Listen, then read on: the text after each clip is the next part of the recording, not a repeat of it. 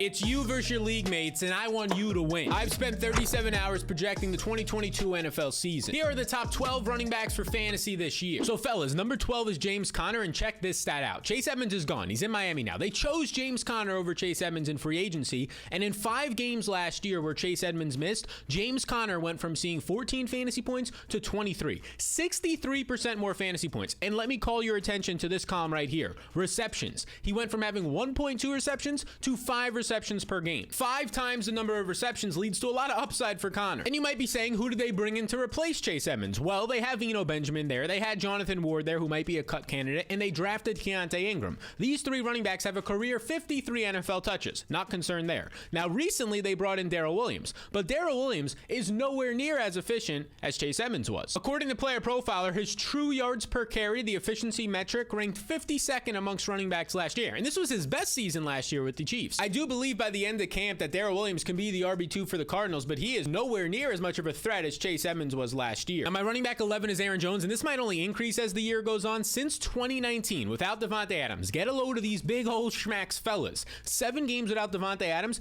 Aaron Jones sees 62% more fantasy points. Literally 26 fantasy points per game. 26 fantasy points per game, or if you want to be exact, 25.97, would have ranked first among all players last year. I don't think that's going to sustain throughout the entire season, but still, shows you there's a lot of upside here. And you can see where this production starts to come from. Overall touchdowns go up by about 3 times as much of a chance. His targets go from 3.9 to 6.7, almost 7 targets, almost doubling. The upside for Aaron Jones this year in Green Bay, yeah, now that he's healthy, it's there. My running back 10 is Naji Harris, and I'm going to be below consensus here. Now, according to Pro Football Focus, Naji Harris was actually number 1 in expected fantasy points last year. That means based on his touches in a league average situation, he should have led the league in fantasy points at the running back position. But as you can see here, he finished 3rd in total fantasy points. He actually ended up losing over 40 expected fantasy points, and here's why. Naji Harris led the league with 381 total touches, and he also had the most opportunities. 94 targets amongst running backs, 307 carries, so he was a workload monster, meaning that there's a lot of production expected. The problem is he just wasn't that efficient. Now, naturally, when you see a lot of volume, you can't be that efficient. Over a long season, over that many touches, it's really hard to stay efficient, but he was nowhere close. He wasn't even in the top 50 running backs in true yards per carry, wasn't in the top 40 in yards per touch, even though he had so many receptions, which naturally receptions will give you more yards after the catch, more yards per reception. And there's a lot of reasons for this. Offensive line play, maybe his own skill set, the offense not being that threatening downfield with Ben Roethlisberger. And I'm lower than the field on Naji. He goes as a top 5 running back. He's my running back 10 because 74 receptions, 4.5 per game last year. Led the NFL.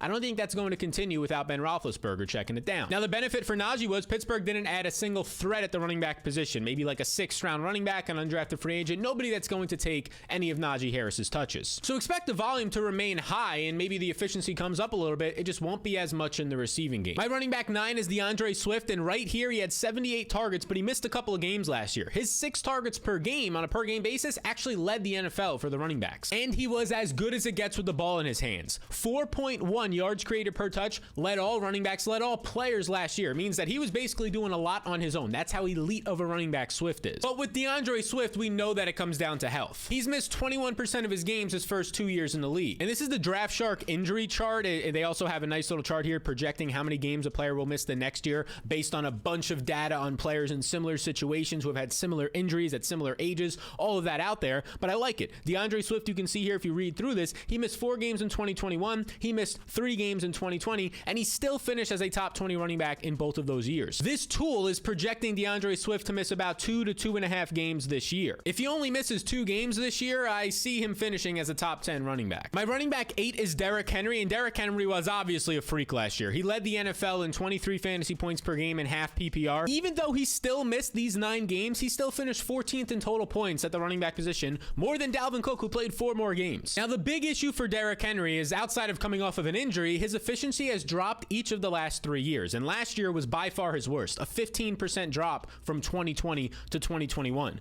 Outside the top 40s in true yards per carry, outside the top 30 in yards per touch, a number where he was consistently top 5 and top 10 the past few years. And this is typical. It's normal. It's no fault of Derrick Henry. As you age and get a lot of touches on your body, naturally you're going to become less efficient. And if we use this chart from StatMuse, and by the way, if you don't know what StatMuse is, it's actually really cool. You just type in some stats and they have some nice graphics. As you can see right here, since 2019, Derrick Henry has led the NFL with the most touches, 955. And now he's entering his age 28 season. Will be 29 in January. secondary. I'm hesitant right now to take Derrick Henry on Underdog right here, where he goes as a top 3 running back and the number 6 overall pick amongst any position. And if you're not familiar, Underdog Fantasy has a $2 million to first contest, $10 million in total prizes, the biggest fantasy draft ever. You can play right now. Link down below. Use my free rankings if you need to. Those are also linked down below. Just use the code SAL, and if you put in $20, you get 40. If you put in 50, you get $100 Rooskies. They'll double your first deposit with that code SAL. Link in the description. My running back 7 is Joe Mixon, who I think had a really sneaky good offseason, but to start with what he did last year, the volume was fantastic. 292 carries. His overall yardage was 4th in the NFL. Over 1,200 rushing, over 300 in the receiving game, 1,500 total yards, top 5 in the NFL. And Mixon did this while running behind the number 25 offensive line. This is how good this dude was. He created over 750 yards on his own, the 8th most in the NFL. That's 51% of his total yards created on his own, meaning, yeah, offensive line, you bad? Let me do this myself. What a boss. And now Mixon got the reinforcements. 3 starting offensive linemen acquired in free agency. Alex Kappa, who's an above average run blocker. Lyle Collins, who ranked number 3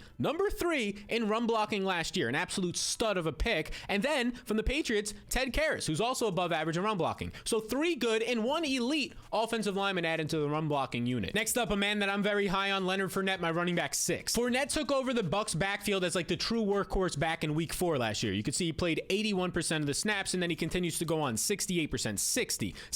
I mean, if you're playing 60% of the snaps as a running back in the NFL, you're the clear workhorse in that backfield these days. He was the top 2 running back in fantasy football over his final 11 games, leading all running backs with 70 targets during that time. Now get this, these are the games that Leonard Fournette has played with and without Tom Brady. He's played 26 with him and 36 without. Leonard Fournette sees 16% more fantasy points per game when Tom Brady is his quarterback. And Brady is back for 2022. Fournette goes off the board as the RB13. He's my running back 6. My running back 5 is Alvin Kamara, and check this out. He's played now the last couple of years 21 games with Drew Brees and 21 games with a bunch of different quarterbacks, including guys like Trevor Siemian and Taysom Hill. And as you would expect, his fantasy points have dropped over this time because he's playing with Taysom Hill and Trevor Siemian, but he's still getting about 18 fantasy points per game. 18 fantasy points per game at the running back position last year was a top 5 back. And to prove it to you, he had literally 18 fantasy points per game last year, and he was the number 4 running back. He has never finished, including his rookie year, outside of the top 8 running backs with an average fantasy finish of 4th overall. And yet he's currently going as the running back 9 in drafts, and I know a big reason why. Kamara has some legal issues that people are concerned about a suspension, and I understand that. But that's already baked into his price. He would be a top 5 pick in fantasy drafts if this wasn't there, and now he falls into the mid to late 2nd. So the risk is already mitigated because nobody wants to take him, and his court date just got pushed back to the end of August, so this thing might not be settled for a while. My running back 4 is Dalvin Cook, and check this out. In 2021, he ranked 5th in opportunity share. He saw 80%,